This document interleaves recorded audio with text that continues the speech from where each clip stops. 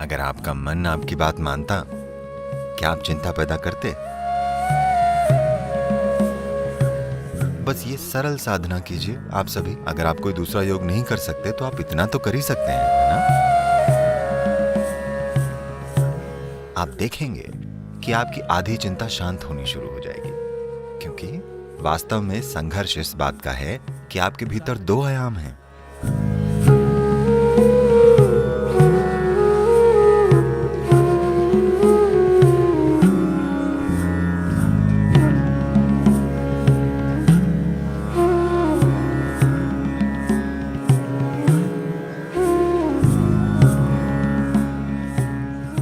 अगर आपका मन आपकी बात मानता, क्या आप चिंता पैदा करते? नहीं। इसलिए जवाबों के लिए कहीं और मत देखिए, कहीं भी दूसरी जगह। बात बस इतनी सी है कि आपका अपना शरीर और मानसिक ढांचा आपकी बात नहीं मान रहे।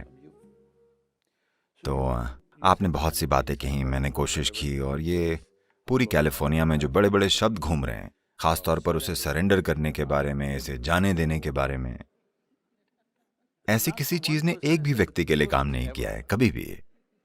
क्या इसने किया है? मैं आपसे पूछता हूं। आपको चिंता है, उसे जाने देने की कोशिश कीजिए। क्या ये चली जाती है? यहां तक कि फ्लू भी, कमबख्त फ्लू तक नहीं जाता। हाँ या ना? साधारण सी सर्दी भी नहीं जाती। आप कहते हैं जाओ, क्या ये चली जाती है? इसलिए हमें समर्पण के इन सजावटी चक्करों में नहीं पड़ना चाहिए। ये सब इधर उधर की बातें हैं। कोई नहीं जानता कि समर्पण क्या है, क्योंकि जब ऐसा होगा तो आपको पता ही नहीं चलेगा कि ऐसा हुआ है। आप ऐसा नहीं कर सकते, मैंने समर्पण कर दिया, ये कैसे संभव है? तो उन चीजों को छोड़कर, खास तौर पर जैसा मैंने कहा है, आपने यूजर मैनुअल को नहीं पढ़ा है कि ये कैसे काम करता है। हमें इस पर ध्यान देना होगा। ये सिस्टम इस तरह से बना है कि अगर आप अपना हाथ ऐसे रखें तो ये एक तरीके से काम करेगा, अगर आप ऐसे करें तो ये दूसरी तरीके से काम करेगा।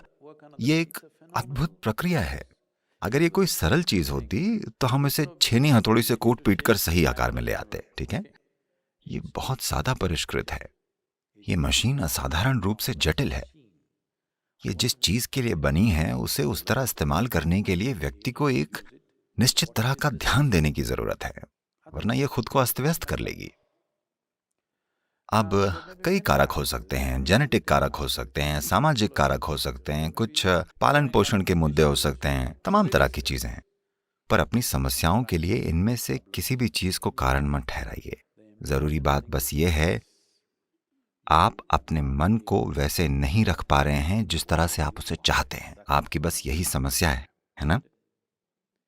जिस पल आप कारण देते हैं कि मैं ऐसा इसलिए हूं क्योंकि मेरे पिता ऐसे थे, मैं ऐसा इसलिए हूं क्योंकि मेरे दादा की जेनेटिक्स ठीक नहीं थी, तो समझिए आप खत्म हैं। क्योंकि अब हम उन व्यक्तियों को बदल नहीं सकते।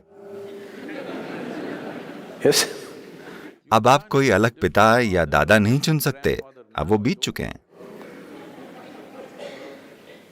पर आप इसे रूपांतरित कर सकते हैं। आपको यह समझना चाहिए, अब भी इससे कोई फर्क नहीं पड़ता कि आपको चिंता का विकार है। फिर भी अगर आप एक गाजर का टुकड़ा भीतर डालते हैं तो यहाँ एक ऐसी बुद्धिमत्ता है जो एक गाजर को एक मनुष्य में रूपांतरित कर सकती है। इसका मतलब हर रोज आपके भीतर एक नए शरीर का निर्माण हो रहा है ना?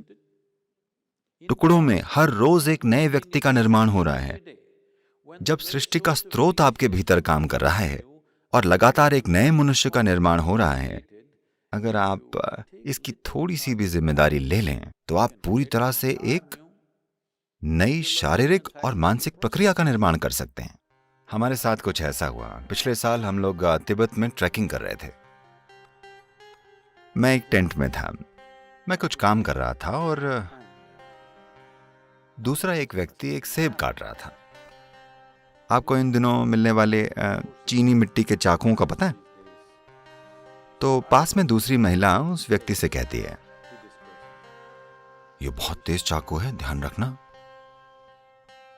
ये मुझे थोड़ा परेशान करता है। मैं ऐसे देखता हूं क्योंकि ये एक बड़ा आदमी है। अगर वो कोई बच्चा होता तो अलग बात थी, तब हमें देखना होता कि वो चाकू कैसे इस्तेमाल कर रहा है। वो एक पूरा बड़ा आदमी है। और चाकू को तेज धार ही होना चाहिए। अगर उसकी धार तेज ना हो तो आप उसे चाकू क्यों कहेंगे? तो मैंने उसे अनदेखा किया और काम करता रहा। अगले 2 मिनटों में वो फिर कहती है, ये बहुत तेज चाकू है, ध्यान रखना। मैंने कहा बस करो, वो एक बड़ा आदमी है, उसे अकेला छोड़ दो, उसे पता है चाकू को कैसे इस्तेमाल करना है। वो एक छोटा सा चाकू नहीं संभाल सकता। ये कोई बहुत भारी मशीनरी या अंतरिक्ष यान या ऐसा कुछ नहीं है कि उसे पता नहीं कि इसे कैसे चलाना है। ये एक चाकू है। वो कहती है, नहीं सदगुरु, ये बहुत ही तेज चाकू है।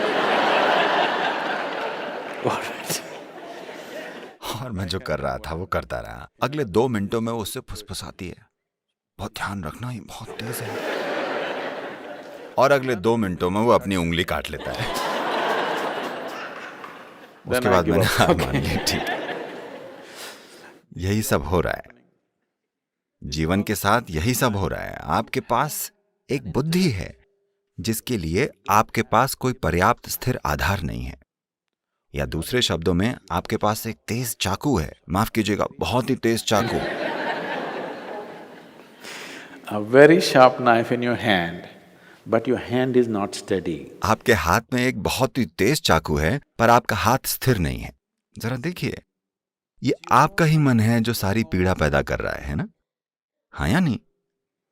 तो आपके पास है बहुत तेज चाकू है, ये जितना धारदार होगा उतना ही आप खुद को काट लेंगे। तो हमें चाकू को कुंद नहीं करना है, हमारे पास बस एक स्थिर हाथ होना चाहिए, है ना? इसके बारे में कुछ नहीं किया गया है। लोग इन तमाम शांतिकर दवाओं और बकवास के साथ जो आप लेते हैं उससे चाकू को कुंद करने की कोशिश कर रहे हैं। चाकू को कुंद करना हल नहीं है, क्योंकि अगर आप अपने होने की संभावना को ही कम कर देते हैं तो सब ठीक होगा। अगर हम आपका आधा दिमाग हटा दें तो आप काफी शांत रहेंगे, क्योंकि चिंता पैदा करने के लिए थोड़ा दिमाग लगता है। अगर हम सचमुच में आपका आधा दिमाग हटा दें तो आप काफी शांत रहेंगे और आप असल में खुश भी रहेंगे। आपको कुछ भी परेशान नहीं करेगा, आप ठीक हैं। सही है ना? पर यह वो नहीं है जिसे हम खोज रहे हैं। मनुष्य जो खोज रहा है वो किसी तरह असीम होना है, किसी तरह। और अगर ऐसा होना है तो आपको एक स्थिर आधार बनाना होगा। चाकू को हटाने की जरूरत नहीं है, चाकू को कुंद करने की जरूरत नहीं है, बस हाथ को स्थिर रखने की जरूरत है ना? कोई प्रक्रिया नहीं करनी है।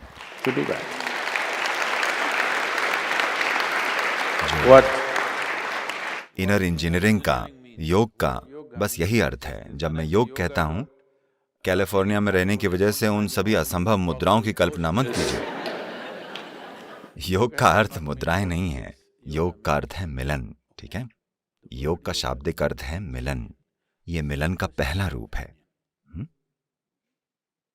आपका दायां और बायां, इसे योग में पिंगला और ईड़ा कहा जाता है। ये आपके भीतर पौरुष और स्त्रैण है।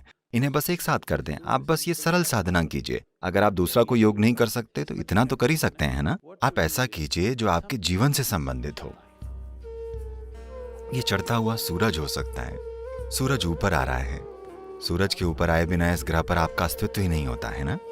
आपके भीतर जीवन की गर्माहट सिर्फ इसलिए है क्योंकि सूरज ऊपर आता है। पेड़ का ऑक्सीजन छोड़ना और उसके लिए आप कार्बन डाइऑक्साइड छोड़ते हैं और ये अदला बदली हो रही है।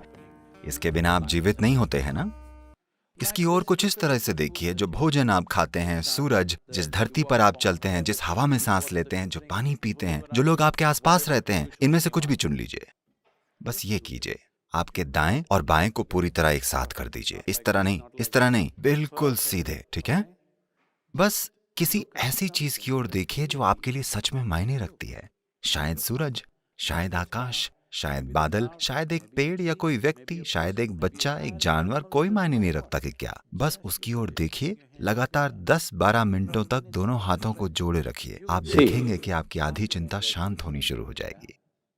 क्योंकि वास्तव में संघर्ष ये है कि आपके भीतर 2 आयाम हैं। मैं इसके विस्तृत विवरण में नहीं जाना चाहता, क्योंकि योग, शरीर विज्ञान इसके बारे में विस्तार से बताता है। लेकिन सरल शब्दों में कहें तो आधुनिक चिकित्सा विज्ञान आपको बता रहा है कि एक दायां दिमाग है और एक बायां दिमाग है। ठीक है? बस इन दोनों चीजों को एक साथ रख दीजिए। ऐसे किसी भी चीज की ओर परम प्रेम और प्रशंसा से देखिए जो आपके लिए मायने रखती है। वो आपकी पत्नी हो सकती है, आपके पति हो सकते हैं, आपकी संतान हो सकती है, एक पेड़, एक कुत्ता, आकाश, सूरज, चांद, इनमें से हर चीज आपके जीवन के लिए जरूरी है। क्या ऐसा नहीं? हाँ, आप इनमें से जिस भी चीज के साथ जुड़ाव महसूस करते हैं, इन दोनों चीजों को एक साथ रखते हुए उनकी ओर परम मधुरता से देखिए, ये पहचानते हुए कि वे आपके लिए कितने जरूरी हैं। कई चीजें बदल जाएंगी। ये योग का पहला रूप है। अगर मैं ये करता हूं तो ये मुश्किल हो जाता है। और नमस्कार करने के कई तरीके हैं, इस तरह इस तरह इस तरह। ये सबसे सरल चीज है। यहीं से शुरू कीजिए, ठीक है?